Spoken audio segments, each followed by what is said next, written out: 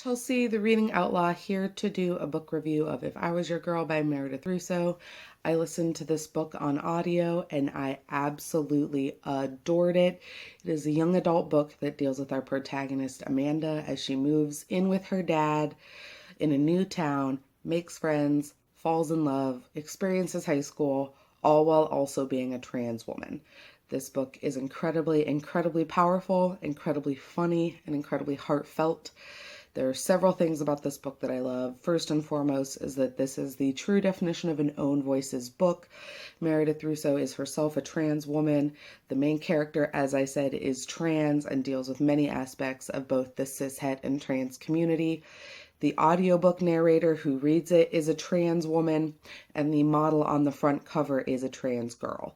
So this is truly one of those books that from stem to stern is an absolute own voices book speaking to issues within the community. The other thing that one of the other things I also really adored about this book is the author give notes at the end, both to trans readers and to cishet readers, many of which deal with some of the inaccuracies in the book and deal with making statements about the fact that one person's experience is not to be considered indicative of all experiences. So while Amanda goes through many things in the book that other trans women may go through, that is not to say that her story is the only story. In terms of the actual content of the book, I think one of the things that I loved the most is that while being trans is of course central to the story, it is the reason that Amanda has moved to a new town, the reason she struggles to get close to people, and the reason that her and her father and mother continue to have such conflict. It is also by no means the only part of the story. This is an amazing young adult book about dealing with first loves and making new friends, trying new things, breaking out of your shell, smoking pot, going to prom, getting into trouble, and it is all set in the South.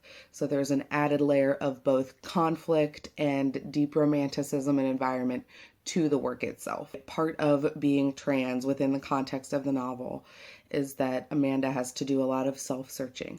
Back when she is originally Andrew, there are several instances in which using the past tense pronoun, he has to go through struggles with his parents, within his own mind, with his friends, and although he knows who he is, there's a great deal of reckoning with the larger outside culture that I think plays really well for all communities. I myself am not trans, there were still several times in my life that I felt I had to reconcile the person that I was versus the person society told me I should be or should want to be. In the future tense, one of the things that I love most about Amanda is her willingness to have that forgiveness and that forbearance for others, that willingness to believe and to accept others for what they say that they are. I thought that Meredith Russo did an absolutely fabulous job of working in other underrepresented communities. Within the book themselves, there are issues of homosexuality, there are bisexual characters, there is that not conflict, but that balance that can come up between bisexual, homosexual, and heterosexual characters of navigating romantic relationships versus friendship relationships and all of the murky waters that can exist there. There are also really good conversations of poverty and mental health. And I think the thing that I love most about the book is that once the revelation is made that Amanda is a trans girl, everybody reacts in a way that is different but still feels incredibly true to character. There are people who stand by her, people that don't. There is some content down below. I will leave trigger warnings so that I don't spoil anybody, but there are some things to be aware of if bullying or other things are an issue for you. Like I said, I will leave those down below so that I don't spoil them for anybody. You can always click the down bar if you are concerned or if you want more information. I absolutely loved this book. I'm sure you can tell that I'm trying my hardest to be slightly more eloquent and less rambly than I usually am in a lot of my videos. I'm trying to tone down my hand gestures, and that is because I adore this book, and I think that this book is so desperately and incredibly important. I read a lot of young adult for my job. I, for personal reasons and personal interest, read a lot of LGBTQ young adult, and this is truly one of the most encompassing and sensitive treatments of being trans that I've read recently.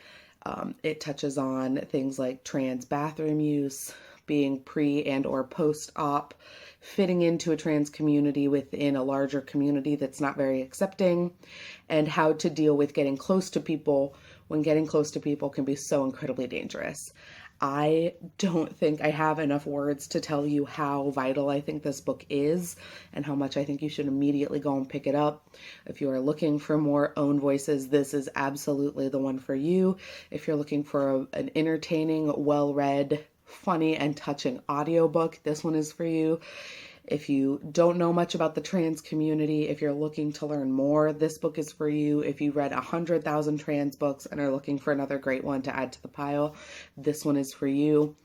The book does do some educating on how to deal with and speak to people of the trans community.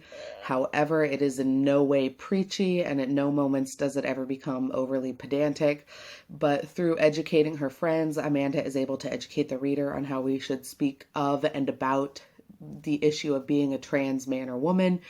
So in case you can't tell, I absolutely adored this book. I gave it 5 stars. I think that everybody should read it.